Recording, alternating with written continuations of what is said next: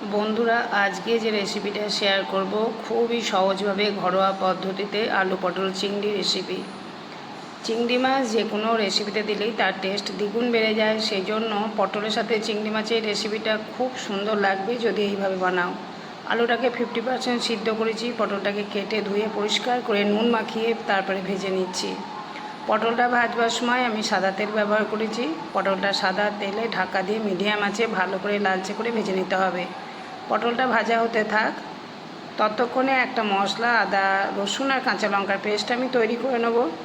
আর যে সমস্ত ঘরোয়া মশলা ধনে গুঁড়ো, জিরে গুঁড়ো, হলুদ আর কাশ্মীরি লঙ্কা গুঁড়ো লাগবে এই রেসিপিতে। দেখো, কথা বলতে বলতে পটলটা খুবই ভালোভাবে ভাজাও হয়ে গেছে। আমি আদা রসুন কাঁচা লঙ্কার পেস্টটাও তৈরি করে নিলাম। এরপর ওই কড়াইতে চিংড়ি মাছটাকে ভেজে নেব। আমি আগে পটলটা ভেজে নিলাম, কারণ চিংড়ি মাছটা ভাজার পরে কড়াইটা ভীষণ নোংরা হয়ে যায়। আর দেখো, আমি এইটা ফেলবো না বা পরিষ্কারও করিনি, কারণ চিংড়ি মাছের যে তেলে একটা গন্ধ থাকে সেটা থেকে যাবে। এই কড়াইতে আমি রান্নাটা করছি। ওর সাথে কিছুটা সর্ষে তেল যোগ করে আমি গোটা জিরে আর শুকনো লঙ্কা ফোড়ন দিয়ে এখানে মিডিয়াম সাইজে দুটো পেঁয়াজ কুচি দিয়ে দিলাম। পেঁয়াজটাকে খুব ভালো করে ভেজে নিতে হবে। আর পেঁয়াজ ভাজার পরে আমি আদা রসুন আর কাঁচা লঙ্কার পেস্টটাকে দিলাম। পেঁয়াজ একদম লালচে করে ভাজবার দরকার নেই, একটু ভাজা ভাজা নরম নরম হয়ে গেলেই হয়ে যাবে। কারণ পেঁয়াজটা তো অনেকক্ষণ কষানো হবে, এর সাথে আলুটাকেও দেবো। পেঁয়াজটা খুব ভালোভাবেই মশলার সাথে কষানো হয়ে যাবে। দেখো, ততক্ষণে আমি শুকনো মশলাটা তৈরি করে নিচ্ছি। ধনে গুঁড়ো, জিরে গুঁড়ো, হলুদ আর কাশ্মীরি লঙ্কা গুঁড়ো একটা বাটিতে নিয়ে অল্প একটু জল দিয়ে মশলাটা গুলে নিলাম। মশলা যদি এইভাবে জলে গুলে রাখা হয় তাহলে রেসিপি টেস্টটা খুবই ভালো হয়, আর মশলাটাও রেসিপির মধ্যে খুব ভালোভাবে ঢুকে যায়। শুকনো মশলাটা জলে গুলে তারপরে আমি আবারও পেঁয়াজ আদা রসুনের সাথে কিছুক্ষণ কষিয়ে নেব। যখন মশলা থেকে তেল ছেড়ে দেবে তখন পরপর জিনিসগুলো দেবো। এখানে চিংড়ি মাছটা ভাজার সময় আমি নুন মাখিয়ে ভাজিনি, হলুদ দিয়ে ভাজলাম, কারণ চিংড়ি মাছ ভাজবার সময় জল কাটে, সেই জন্য নুনটা দেওয়ার দরকার নেই। নুনটা পরে দিলে কড়াইতে আর লাগবে না। দেখো, মশলাটা খুব ভালোভাবে কষিয়ে নিয়েছি। এবার ঢাকা দিলাম, আবারও কিছুক্ষণ কম আঁচে কষালাম। তেলটা উপরে ছেড়ে এসছে। সামান্য একটু জল দিয়ে আবারও একটু নাড়াচাড়া করে নিলাম মশলাটা। এবারে ভাপিয়ে রাখা আলুটা দিয়েছি। আলুটা 50 থেকে 60% মতো সিদ্ধ করে নিতে হবে। খুব সহজভাবে ঘরোয়া পদ্ধতিতে রান্নাটা করেছি, আর এই রেসিপি ভাত, রুটি, পরোটা সব কিছুর সাথেই ভালো লাগবে। আমার চ্যানেল মুনমুনস ভিডিও অ্যান্ড শর্টসে তোমাদেরকে স্বাগতম। আজকে যদি আলু পটল চিংড়ি রেসিপিটা তোমাদের পছন্দ হয়, ভিডিও শেষে একটা লাইক এবং কমেন্ট করতে ভুলবে না। নতুন বন্ধু আমার চ্যানেলে আসলে চ্যানেলটিকে অবশ্যই সাবস্ক্রাইব করে দেওয়ার জন্য অনুরোধ করছি। আলুটা কষিয়ে নেওয়ার পর ভাজা পটলটাকে দিয়ে আবারও কিছুক্ষণ মশলার সাথে আলু আর পটলটাকে নাড়াচাড়া করে নেব।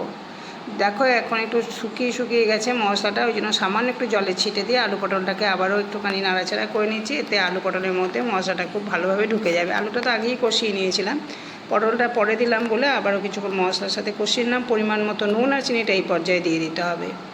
আর এই রেসিপিতে অবশ্যই গরম জল ব্যবহার করতে হবে, যেহেতু আলুটাও সিদ্ধ করা আছে, পটলটা ভাজা আছে, নরম হয়ে গেছে। ঠান্ডা জল দিলে আবার সব কিছু শক্ত হয়ে যাবে, সেই জন্য আমি পাশের ওভেনে গরম জল বসিয়ে দিয়েছি। গরম জলটা দিয়ে দিলাম। খুব সহজ পদ্ধতিতে রেসিপিটা তৈরি করলাম। কম তেল মশলায় আজকে রেসিপিটা তৈরি করেছি। দেখো, এই যখনই ঝোলটা ফুটে যাবে তখন ভাজা চিংড়ি মাছটাকে দিয়ে আরও মিনিট 5 কম আঁচে ফোটাবো। এখন আঁচটা বাড়ানো আছে। ঝোলটা যখন টকবক করে ফুটবে তখনই মাছটাকে ছেড়ে দিতে হবে। তারপরে কম আঁচে ঢাকা দিয়ে 5 মিনিট মতো রান্না করলেই হয়ে যাবে। নামাবার সময় আমি শুধুমাত্র ধনেপাতা কুচি ছড়িয়ে নামিয়ে নেব। আর কাঁচা লঙ্কা আদা রসুনের সাথে পেস্ট করেছিলাম বলে আমি কিন্তু এখানে আর লঙ্কা ব্যবহার করছি না। আর এই রেসিপিতে আমি ঘি বা গরম মশলা কিছুই দিইনি, যেহেতু চিংড়ি মাছ দেওয়া আছে। চিংড়ি মাছে এমনি খুব সুন্দর একটা গন্ধ রেসিপিতে আর থাকবে। এইভাবে আজকে আলু পটল চিংড়ি রেসিপিটা তৈরি করলাম। যদি রেসিপি পছন্দ হয় ভিডিও শেষে অবশ্যই একটা লাইক এবং কমেন্ট করতে ভুলো না।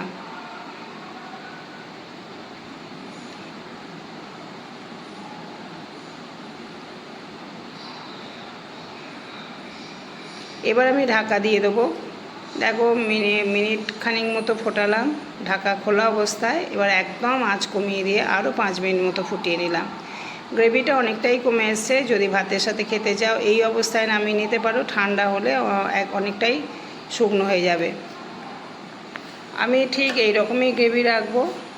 এরপর ধনেপাতা কুচিটা ছড়িয়ে ভালোভাবে মিশিয়ে নিয়ে নামিয়ে নেবো। যখন দেখবে রেসিপিটা ঠান্ডা হয়ে গেছে তখন কিন্তু ঝোলটা অনেকটাই টেনে নেবে। আশা করি আজকে আলু পটল চিংড়ি রেসিপিটা তোমাদের পছন্দ হয়েছে। পছন্দ হলে অবশ্যই একটা লাইক কমেন্ট করতে ভুলবে না। আমি এটা 5 মিনিট পর দেখাচ্ছি, দেখো ঠান্ডা অবস্থায়। আর এটা গরম গরম ভাতের সাথে পরিবেশন করো, খেতে খুবই ভালো লাগবে। এছাড়া রুটি পরোটার সাথেও ভালো লাগবে। Thank you. পরের দিন আবার অন্য কোনো রেসিপির সাথে দেখা হবে। তোমরা ভালো থেকো, সুস্থ থেকো, টাটা।